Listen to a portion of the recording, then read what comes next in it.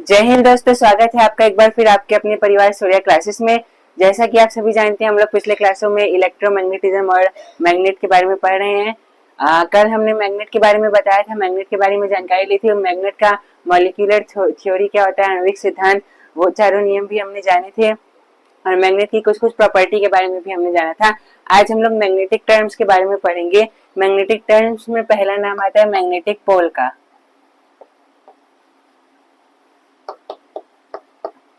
दोस्तों, मैंने पिछली क्लासों में एक चीज बताया था कि यदि हम किसी भी चुंबक को धागे में ऐसे स्वतंत्रता पूर्वक बांधकर लटकाएं तो उसका एक भाग हमेशा उत्तरी दिशा में और एक भाग दक्षिणी दिशा में रुक जाता है। जो भाग उत्तरी दिशा में ठहरता है उसे नॉर्थ पोल, जो दक्षिणी में रुकता है उसे साउथ पोल यानी दक्षिणी ध्रुव कहते हैं। ठीक दोस्तों, ये तो इसकी नॉर्मल परिभाषा है, लेकिन जो टेक्निकल परिभाषा इसकी क्या होगी मैग्नेटिक पोल की, कि चुंबक के जिस भाग पर चुंबकीय क्षेत्र सबसे प्रबल हो, मतलब जिस भाग पर लोहा रखने से चुंबक उसको सबसे अधिक तीव्रता से आकर्षित करे। यहाँ पर अगर रखें तो ज्यादा तेजी से खींचे, इधर रखें तो थोड़ा कम तेजी से खींच रहा है। तो जिस भाग पर सबसे ज्यादा तेजी से खींचता है चुंबक किसी भी लोहे के पार्टिकल को, उसको हम लोग क्या कहते हैं, पोल कहते हैं उसको।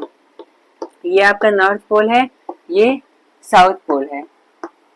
कौन सा नॉर्थ है कौन सा साउथ है इसका डिसाइड हम लोग अभी खाली सिंपल मैग्नेट में कैसे करेंगे वो मैंने बता ही दिया है। ठीक, पोल होता क्या है ये भी आप लोगों को समझ में आ गया होगा कि जिस चुंबक का वह भाग जिस पर उसका चुंबकीय क्षेत्र सबसे ज्यादा प्रबल हो, मतलब जिस पर लोहा रखने पर वो बहुत तीव्रता से आकर्षित करे, उसे मैग्नेटिक पोल कहते हैं। पोल पर जो होता है चुंबकीय बल रेखाओं, जिसके बारे में हम लोग डीपली अभी पढ़ेंगे, उसकी संख्या सबसे ज्यादा रहती है।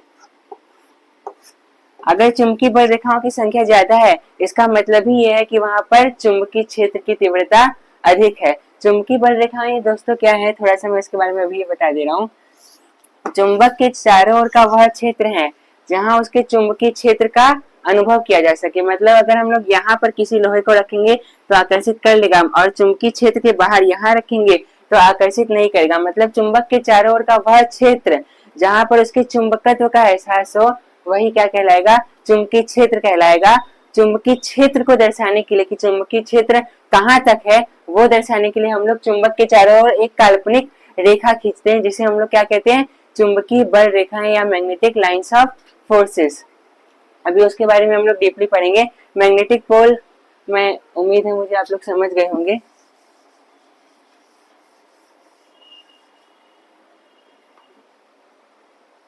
दूसरा दोस्तों है मैग्नेटिक एक्सिस।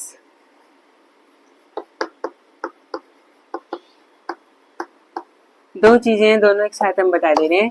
तीसरा है मैग्नेटिक न्यूट्रल एक्सिस।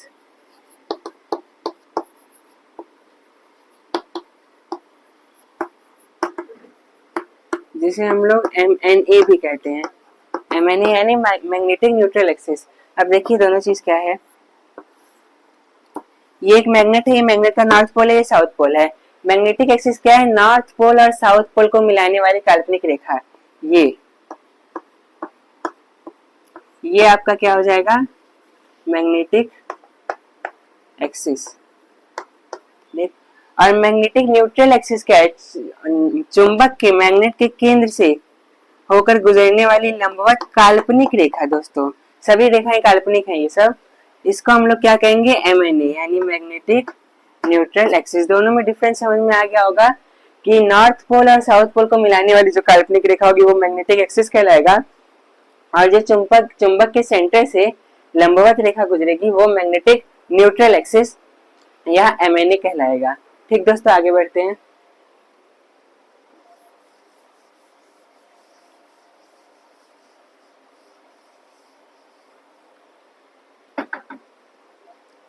चौथा हम लोग आ गए फिर उसी पर, मैग्नेटिक लाइंस ऑफ फोर्सेस।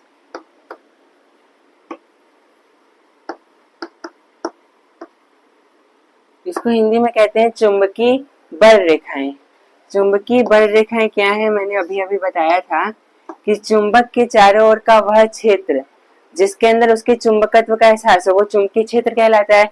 अब चुंबकीय क्षेत्र को डिनोट, मतलब कि चुंबकीय क्षेत्र कहाँ तक फैला हुआ है, ये हमें चुंबकीय बल रेखाओं के माध्यम से पता चलता है। जितने दूर तक उसकी बल रेखाएं जाएंगी उतने दूर तक उसके चुंबकत्व का एहसास होगा।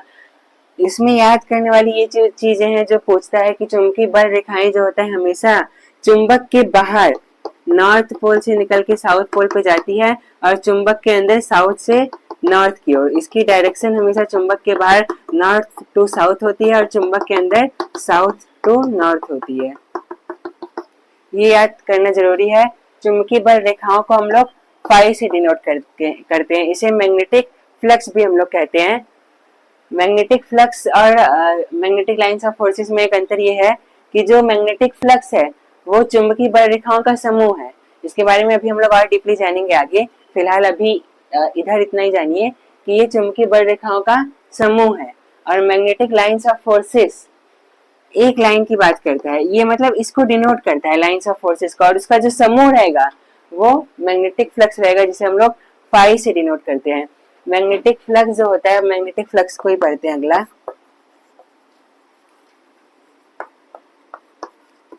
मैग्नेटिक फ्लक्स जिसे चुंबकीय फ्लक्स हिंदी में कहेंगे, वो जो होता है चुंबकीय बल रेखाएं, ये जितनी बल रेखाएं इन सब के समूह को हम लोग मैग्नेटिक फ्लक्स कहेंगे। लेकिन इसकी जो वास्तविक परिभाषा है वो क्या होगी, वो ये होगी, जैसे मान लीजिए ये नॉर्थ पोल है, ये साउथ पोल है, ये चुंबकीय बल रेखाएं हैं आपका।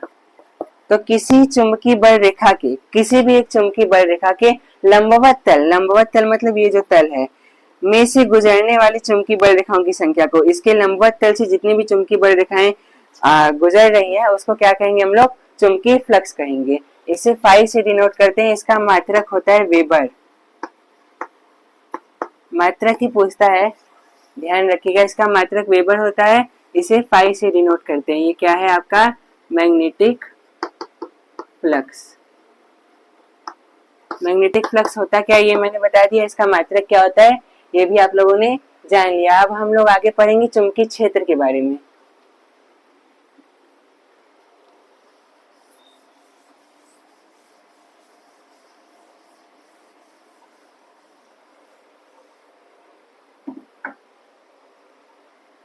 चुंबकीय क्षेत्र के बारे में जैसा मैंने बताया, ये छठवा है।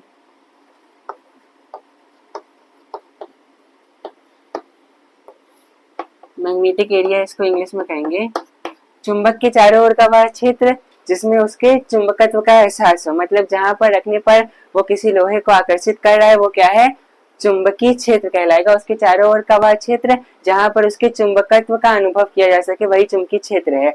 अब इसमें जो एक और महत्वपूर्ण चीज है वो ये है, आता है मैग्नेटिक फ्लक्स डेंसिटी। इसको ध्यान से समझिएगा, ठीक। मैग्नेटिक फ्लक्स डेंसिटी देखिए, इसको बी से डिनोट करते हैं। B इज इक्वल टू होता है फाई अपॉन ए। इस फॉर्मूला से अगर हम लोग इसकी डेफिनेशन निकाले तो क्या बनेगा, अगर एरिया इज इक्वल टू 1 है, मान लीजिए ए इज इक्वल टू 1 है, तो B इज इक्वल टू क्या होगा, फाई।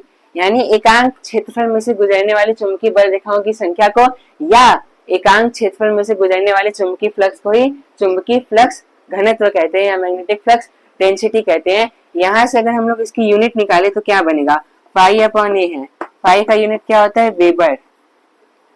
एरिया का मीटर स्क्वायर, तो वेबर पर मीटर स्क्वायर ये इसका यूनिट आएगा। इसका जो एसआई यानी स्टैंडर्ड यूनिट होता है वो होता है टेस्ला, यानी वेबर पर मीटर स्क्वायर को ही हम लोग क्या कहेंगे, टेस्ला कहेंगे। ठीक दोस्तों, ये दोनों चीज हम लोगों ने जाना। अब दोस्तों एक बहुत ही महत्वपूर्ण चीज है जो कंपटीशन में अधिकतर पूछता है मैक्सिमम टाइम, इसको समझिएगा। चुंबकीय फ्लक्स का मात्रक क्या हम लोगों ने पढ़ा था, वेबर, और चुंबकीय फ्लक्स घनत्व का क्या पढ़ा है, टेस्ला। ठीक, इसका एक यूनिट और है, एक वेबर बराबर होता है 10 की घाते 8 मैक्सवेल। ये अक्सर पूछता है कि एक मैक्सवेल बराबर कितने वेबर का होता है या एक वेबर बराबर कितने मैक्सवेल का होता है, तो यहाँ से आप कैलकुलेट कर लेंगे। एक टेस्ला बराबर होता है 10 के घाते 4 गॉस। तो ये यूनिट का कन्वर्जन भी अधिकतर आईटीआई के एग्जाम में तो ज्यादा नहीं पूछता, लेकिन कॉम्पिटेटिव एग्जाम में बिल्कुल पूछता है, ये क्वेश्चन जरूर से रहता है। तो ये चीजें दोस्तों आप लोग ध्यान में रखिएगा।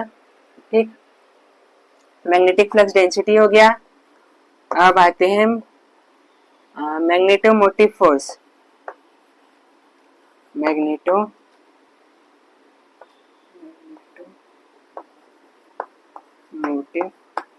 फोर्स, इसको हिंदी में कहते हैं चुंबकत्व वाहक बल। ठीक दोस्तों, जिस तरह हम लोग ने इलेक्ट्रिकल में ईएमएफ पढ़ा था, ईएमएफ क्या था, इलेक्ट्रोमोटिव फोर्स, वैसे ही मैग्नेट में हम लोग क्या पढ़ते हैं, एमएमएफ यानी मैग्नेटोमोटिव फोर्स।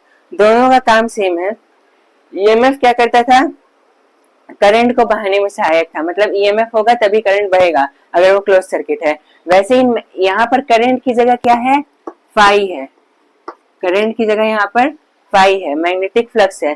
तो मैग्नेटिक फ्लक्स में जो मैग्नेटिक फ्लक्स को स्थापित करे वही क्या है, वही फोर्स हम लोग का क्या है, मैग्नेटोमोटिव फोर्स। यानी इसकी परिभाषा क्या बनेगी कि चुंबकीय परिपथ में जो हम लोग का ये परिपथ बनेगा, ये आपका मान लीजिए कोई मैग्नेट है एन एस, एन से निकल के एस पे जो जा रही है चुंबकीय परिरेखा है, इसी को हम लोग कहते हैं मैग्नेटिक सर्किट, मैग्नेटिक सर्किट।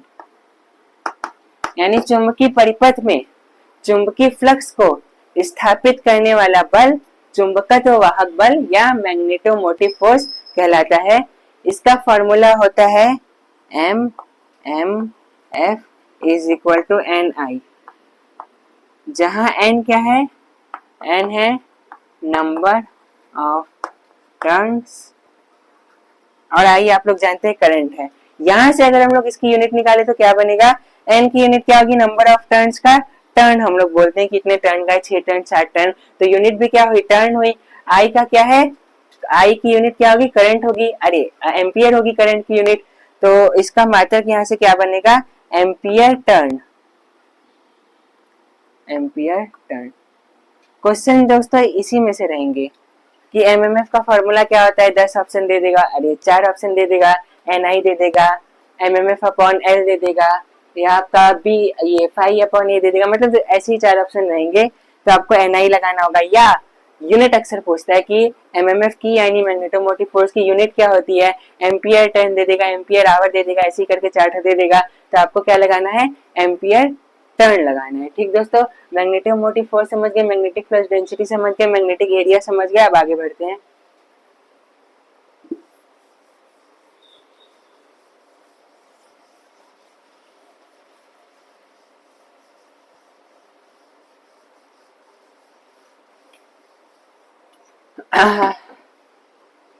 अगला आता है रिलक्टेंस। एक नंबर अब मुझे याद नहीं आ रहा कौन सा नंबर था, इसीलिए ऐसे लिख के बता दे रहा हूँ, रिलक्टेंस। ठीक, रिलक्टेंस दोस्तों क्या होता है, रिलक्टेंस इलेक्ट्रिक परिपथ के रेजिस्टेंस के समान है। रेजिस्टेंस क्या काम करता था, करंट का अपोज करता था। मैंने अभी भी बताया यहाँ पर करंट क्या है, आई किसकी तुल्य है, यहाँ पर फ्लक्स के। जो चीज इलेक्ट्रिकल सर्किट में करंट होता है वही मैग्नेटिक सर्किट में फ्लक्स होता है। तो रेजिस्टेंस क्या करता था, करंट का अपोज, वैसे रिलक्टेंस यहाँ क्या करेगा, मैग्नेटिक फ्लक्स का अपोज। यानी चुंबकीय परिपथ में चुंबकीय फ्लक्स के का विरोध करने वाला गुण, चुंबकीय परिपथ का वह गुण जो चुंबकीय फ्लक्स का विरोध करे, क्या कहलाता है, रिलक्टेंस कहलाता है। ठीक दोस्तों, इसको हम लोग एस से प्रदर्शित करते हैं। एस इज इक्वल टू होता है M M F upon phi. बहुत इंपॉर्टेंट फॉर्मूला है दोस्तों, ये अक्सर लोग नहीं याद करते हैं, लेकिन आप लोग याद करिए। एमएमएफ यानी मैग्नेटोमोटिव फोर्स, फाई यानी मैग्नेटिक फ्लक्स। यहाँ से अगर हम लोग यूनिट निकाले तो इसका फॉर्मूला क्या था, एनआई अपॉन फाई। एनआई का यूनिट क्या होगा, एम्पियर टर्न, और फाई का क्या होगा, वेबर। यानी एम्पियर टर्न पर वेबर जो है इसकी यूनिट होती है, किसकी, रिलक्टेंस की unit, ampere turn per weber. इसी का उल्टा एक आता है परमियंस। इन दोनों का दोस्तों बेसिकली यूनिट ही पूछता है।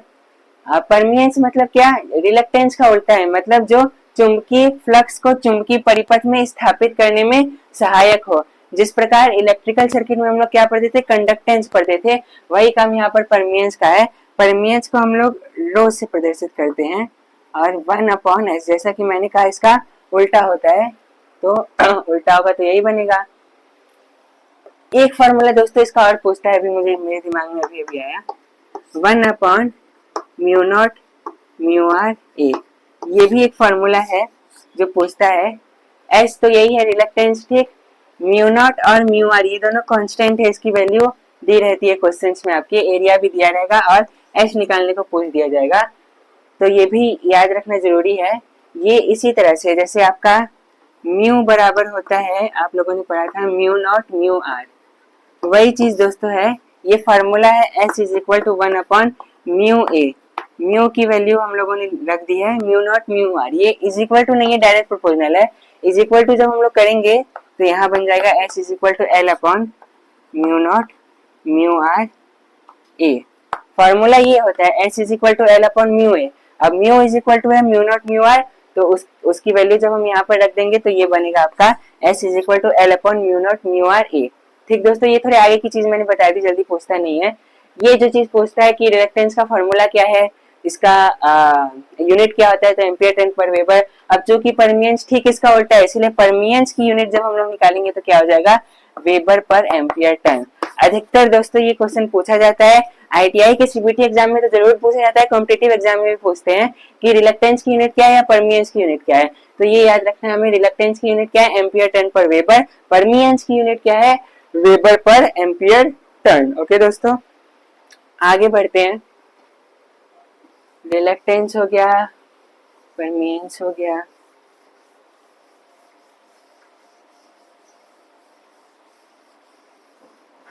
मैक्सिमम चीज हो ही गई है टर्म्स में।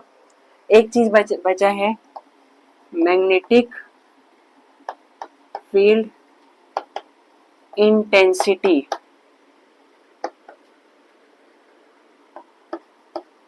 ध्यान से समझिएगा, चुंबकीय क्षेत्र में जो तीव्रता है मैग्नेटिक, ठीक दोस्तों, किसी भी चुंबक के चारों ओर चुंबक किसी भी लोहे के वस्तु को रखने पर जिस तीव्रता से अपनी ओर आकर्षित करेगा, इसका हिंदी में क्या कहेंगे, इसको हम लोग चुंबकीय क्षेत्र तीव्रता। मतलब ये चुंबक की तीव्रता को दर्शाता है कि कितनी तीव्रता से चुंबक किसी भी लोहे या लोहे से निर्मित वस्तुओं को अपनी ओर आकर्षित करता है। इसको दोस्तों हम लोग H से प्रदर्शित करते हैं। इसका फॉर्मूला होता है H is equal to MMF upon L। यहाँ से हम लोग यूनिट निकालेंगे तो क्या बनेगा, unit ampere turn per metre. यही पूछता है दोस्तों कि मैग्नेटिक फील्ड इंटेंसिटी का यूनिट क्या है या फॉर्मूला क्या है, तो वही ampere turn metre, ampere turn per weber, weber per ampere turn, ऐसे कर करके चार ऑप्शन दे देंगे। तो उसमें आप लोगों को याद रखना है एम्पियर टर्न मीटर किसका है, एच का है। बी का क्या था, याद करके बताइए, टेस्ला। बी का टेस्ला था, ठीक दोस्तों। और आपका एस यानी रिलक्टेंस का क्या था, एम्पियर टर्न पर वेबर था। रो यानी परमियंस का क्या था, वेबर पर एम्पियर टर्न था। ये दोस्तों यही सब यूनिट है जो पूछा जाता है कॉम्पिटिटिव एग्जाम में अधिकतर। तो मैग्नेटिक टर्म्स के बारे में हम लोगों ने सब समझ लिया है। अब जब हम लोग अगली क्लास में मिलेंगे तो हम लोग पढ़ेंगे बीएच कर्व। ठीक दोस्तों, बीएच कर्व जिसे हम लोग हिस्टेरिसिस कर्व भी कहते हैं, इसमें भी कई आपके मैग्नेटिक टर्म्स आएंगे, वो पढ़ेंगे। बीएच कर्व है क्या, खींचते कैसे हैं, हिस्टेरिसिस होता क्या है, हिस्टेरिसिस लॉस क्या होता है, इसको कैसे कम करते हैं, सबके बारे में हम लोग डीपली पढ़ेंगे। अब तब तक के लिए इतना ही। तब तक के लिए दोस्तों जय हिंद, वंदे मातरम, इनकलाब जिंदाबाद।